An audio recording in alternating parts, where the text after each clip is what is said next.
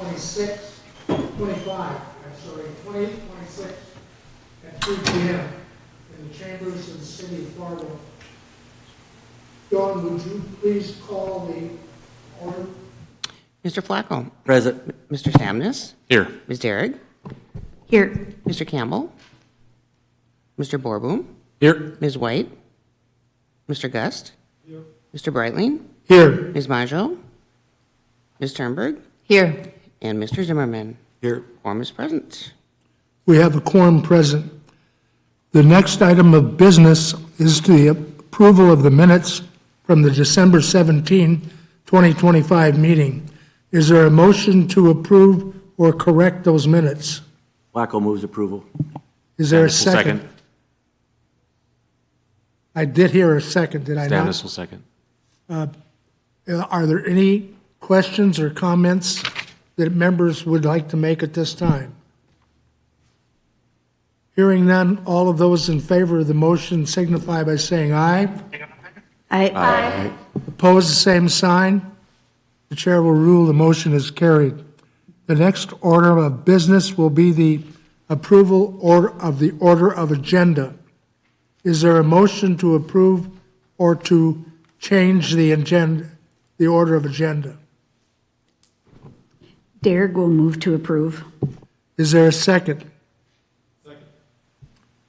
Are there any questions or comments concerning this item at this time?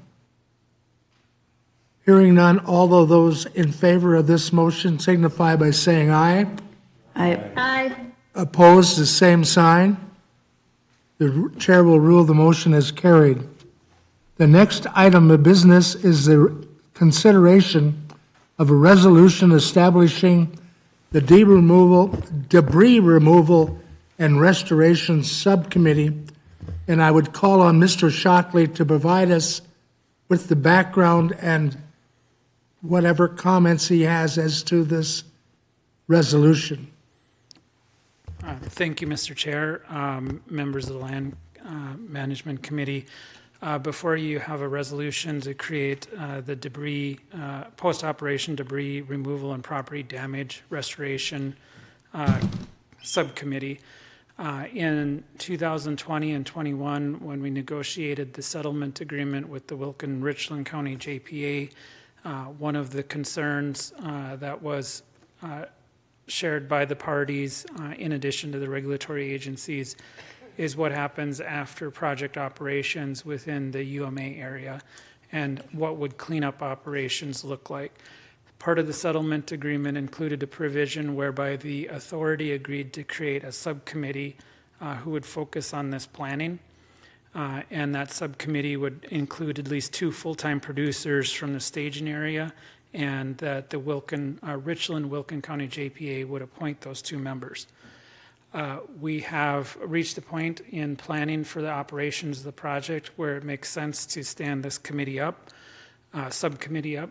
You'll see from the proposed timeline that is intended to be presented at the Land Management Committee and for recommendation and then approval by the Diversion Authority Board, with some initial meetings of the board in June and later this year, with final plans being issued later in the year, along with some RFPs and other documentations regarding contracting actions.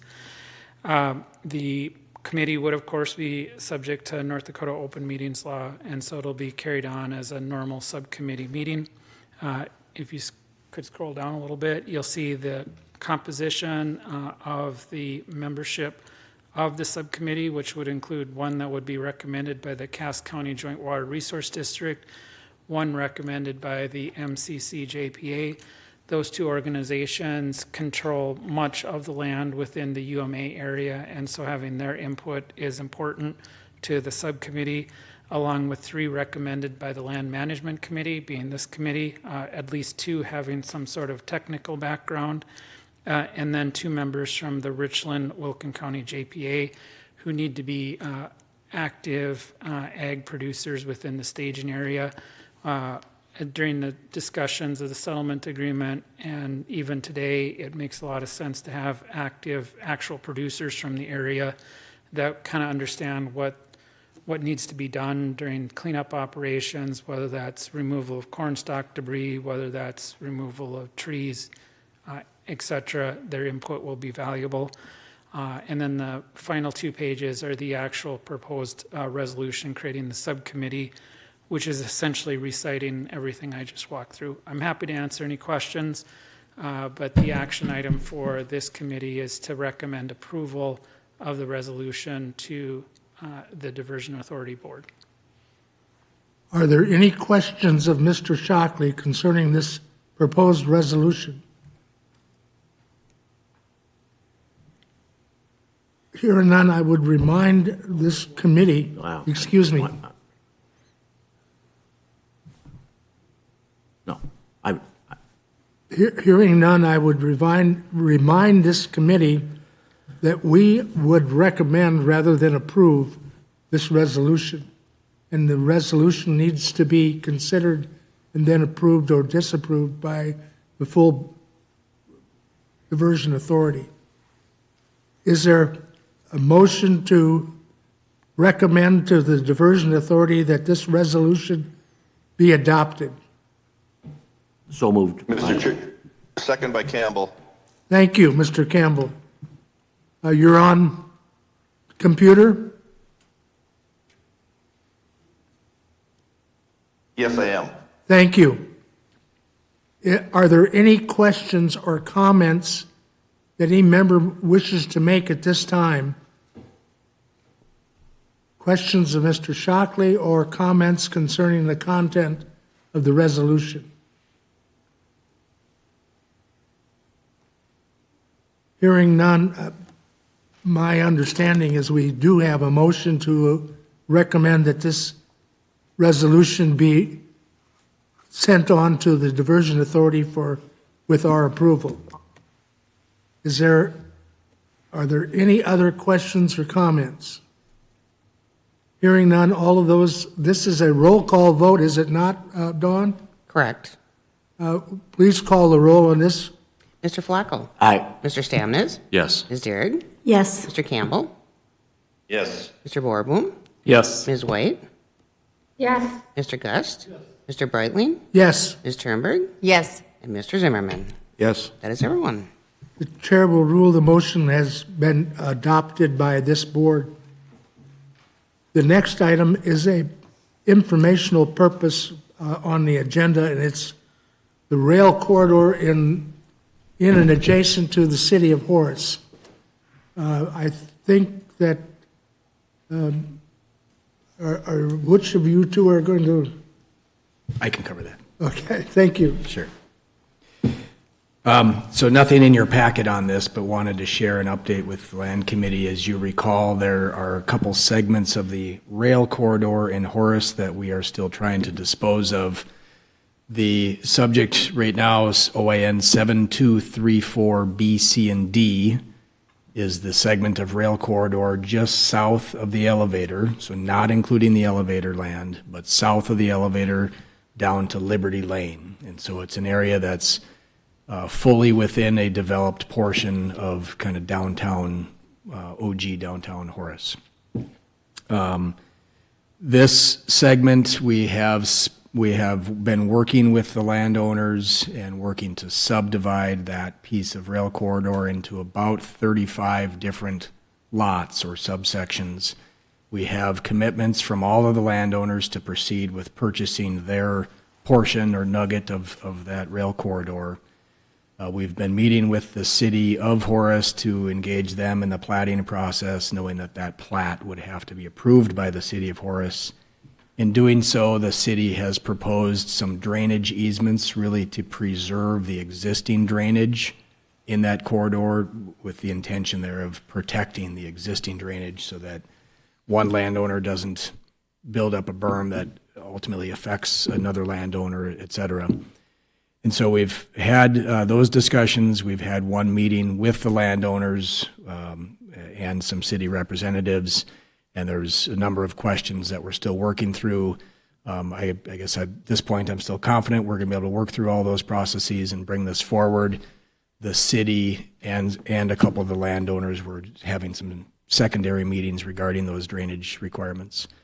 So more just an update today. Wanted to let you know that that still is in the process, and it's inching forward slowly. And I guess I'm hoping that we can have that all buttoned up before summer, ideally. But we'll see how all those secondary conversations are going. So happy to answer any questions if you have any. Are there any questions of Eric?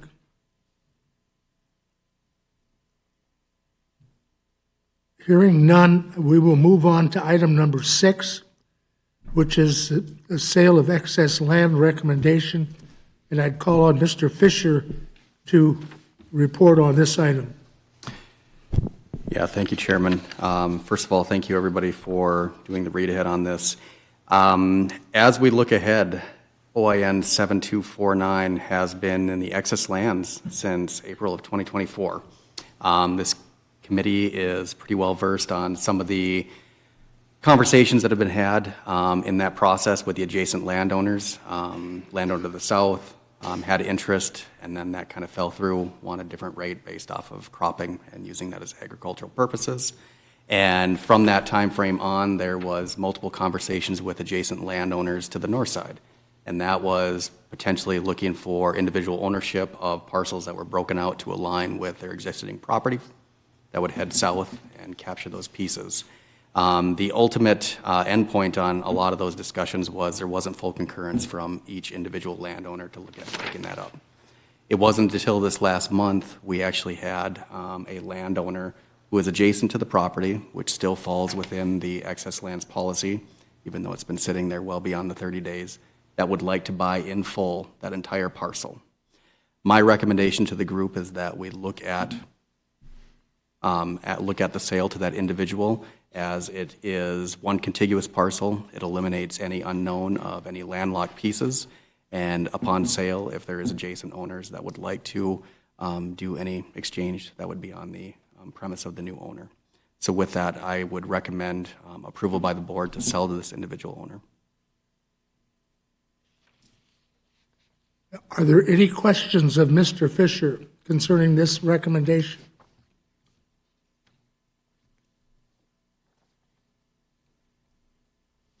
Hearing none, again, I would remind the committee that our authority is to recommend to the full board of the Diversion Authority that this recommendation be approved, and so that this land, excess land, can be transferred to the proposed purchaser. Are there any other comments or questions concerning the recommendation of Mr. Fisher? Hearing none, the chair would entertain a motion to recommend to the full Diversion Authority that this sale be approved. Mr. Chairman, I would move the suggested amendment with the caveat that it be all one parcel. It can't be broke up for, as we talked about here today. So just want to make sure that it stays all together for that one landowner or proposed purchaser. Are there any other questions or comments that wish to be made at this time?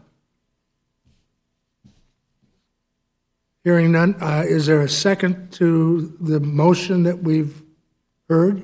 Zimmerman will second. All right, it's been moved and seconded. Are there any questions or comments concerning the motion? Hearing none, this is also a voice vote, is it not, Dawn? Correct.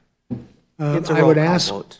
our staff to conduct the voice vote. It's a roll call vote. Roll call, right. Mr. Flacco? Aye. Mr. Stamnes? Yes. Ms. Derrig? Yes. Mr. Campbell? Yes. Mr. Barboom? Yes. Ms. White? Yes. Mr. Gust? Yes. Mr. Breitling? Mr. Breitling? Yes, Ms. Turnberg? Yes. And Mr. Zimmerman? Yes. And that is everyone.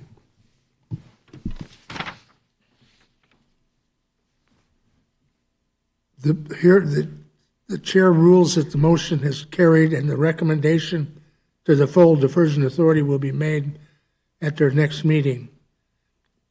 The next item of business on our agenda is other business. Is there any other business that anyone wishes to bring before this committee at this time concerning, are there any staff members that want to make any comments at this time?